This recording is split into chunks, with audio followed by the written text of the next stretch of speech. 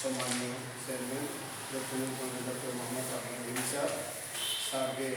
গুরুত্বপূর্ণ আলোচনা আমাদের সকলের জন্য রাখার জন্য বিনীতভাবে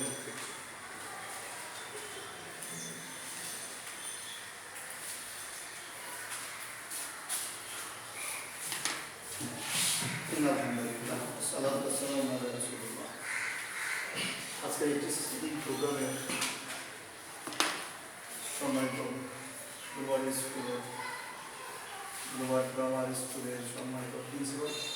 ভাইস প্রিন্সিপাল এবং সম্মানিত শিক্ষক বৃন্দ, আসসালামু আলাইকুম ওয়া রাহমাতুল্লাহি ওয়া বারাকাতুহু। আমরা